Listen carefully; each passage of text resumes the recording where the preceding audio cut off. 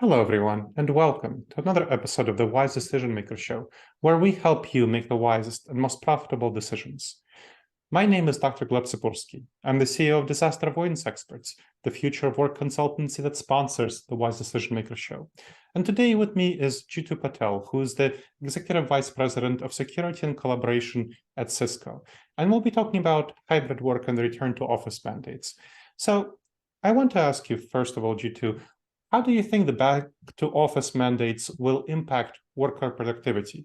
I've seen that my clients have helped 23 companies by now transition to hybrid work and remote work. And we've definitely seen when my clients do choose to have a return to office mandate, that does cause a decrease in productivity.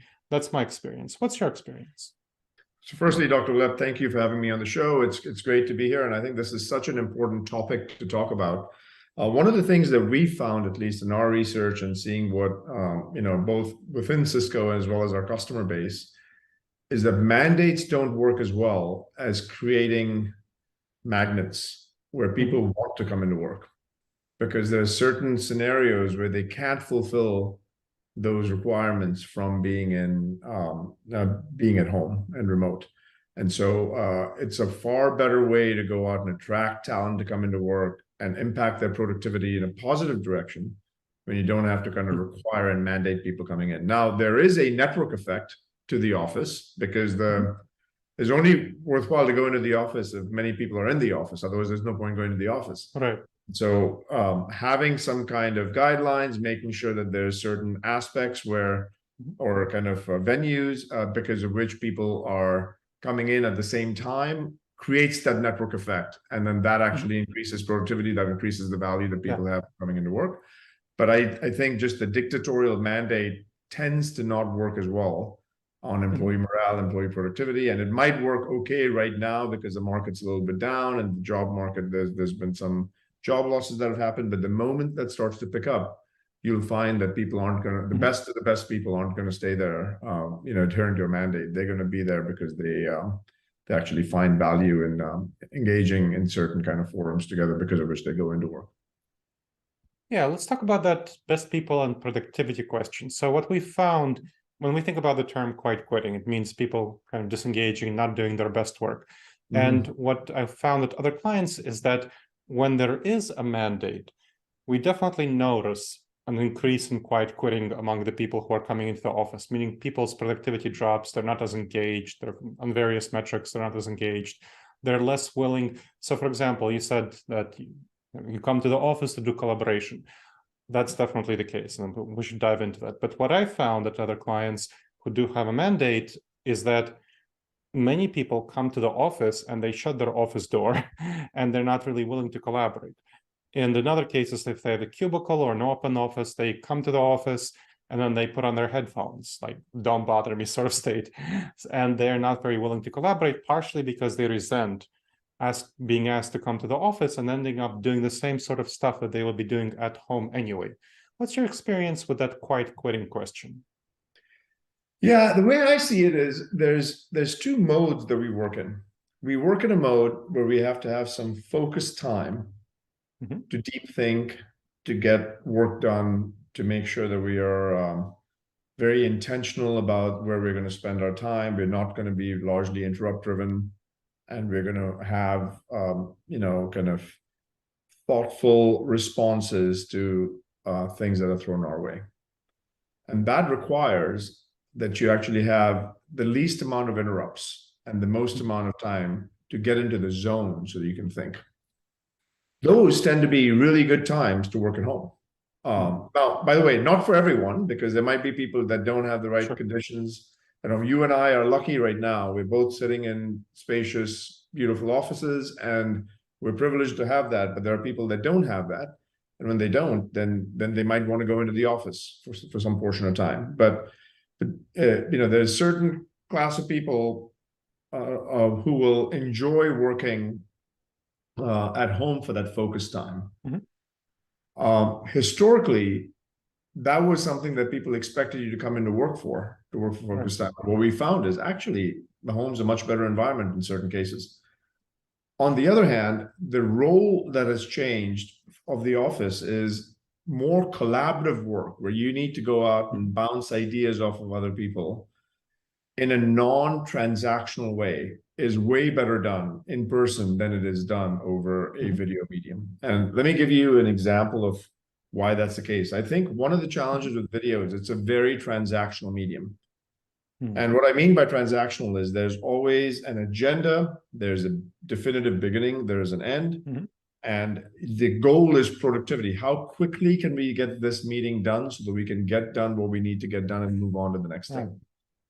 And that kind of a structured agenda, what that does is it actually creates a that's very good for certain class of certain types of work. It's not at all good for things which are more creative in nature, which require brainstorming. That's where you need a little bit more wander time. You might need some more wander time in relationship building.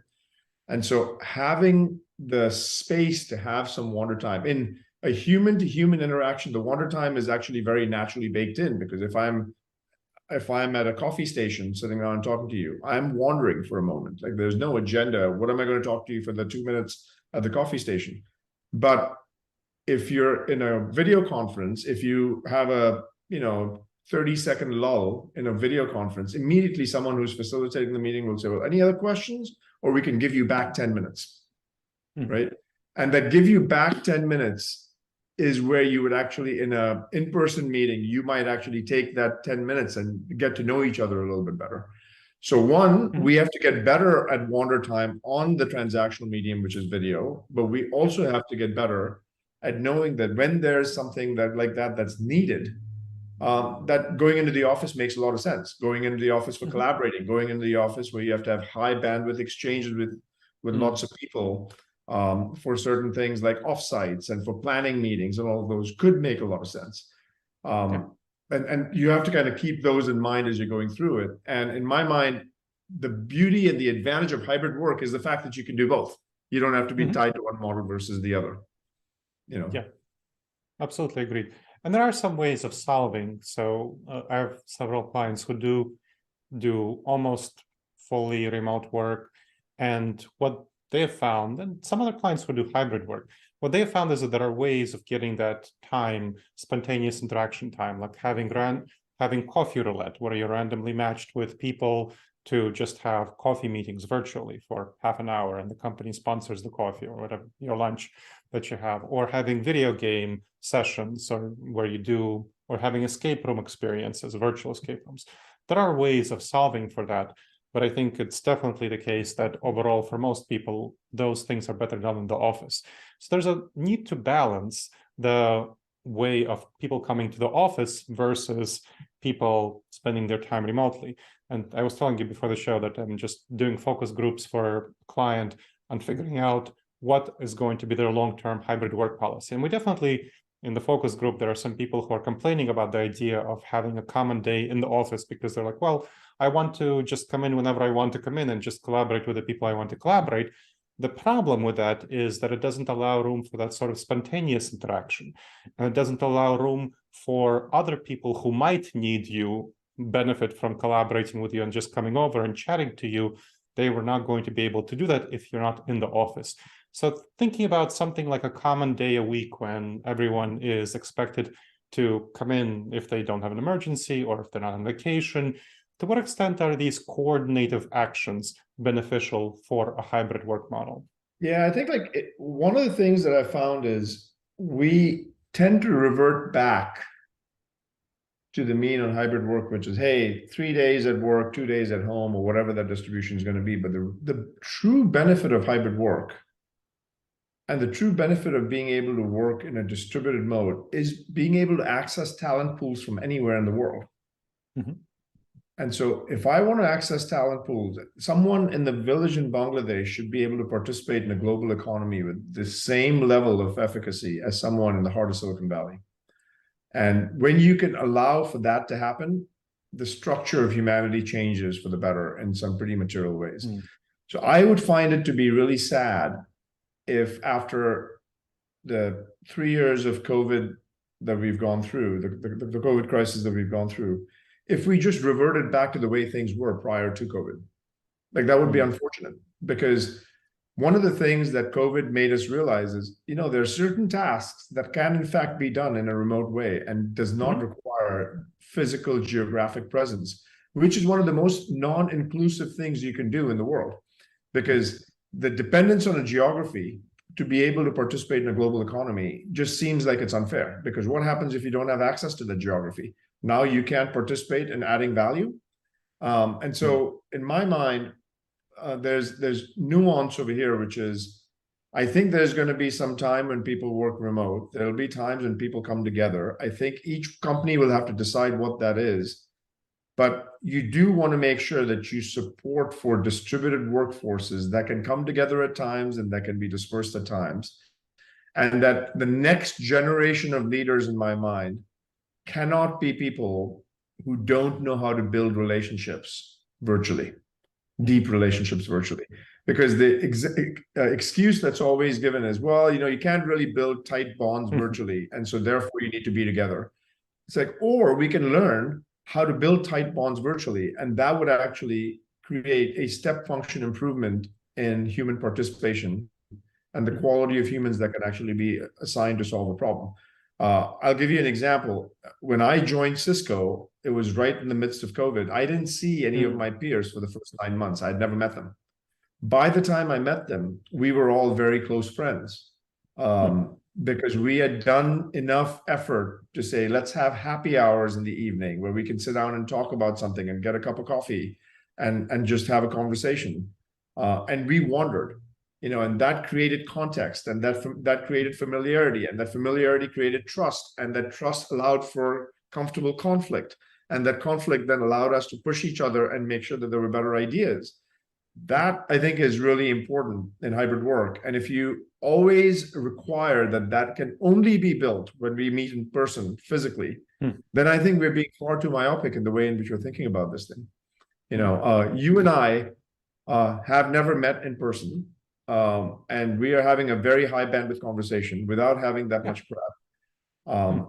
And wouldn't it be nice if over time, as we did more of this, that you and I built a relationship together? And it didn't have to be that we had to meet in person to feel like, Dr. Gleb is someone that I can actually talk to about something. Right. And that's a good thing. And we should actually try to see if we can encourage that. And I feel like that's the move that humans have to go towards, rather than being overly closed-minded. I just need everyone back in the office because we're not collaborating well, or we don't think the productivity is high. So we got to make sure that we keep an eye on people, and that inspection is going to be needed, because I just don't think humans do their best work that way. I think that's definitely insightful, and I agree that humans don't do their best work that way.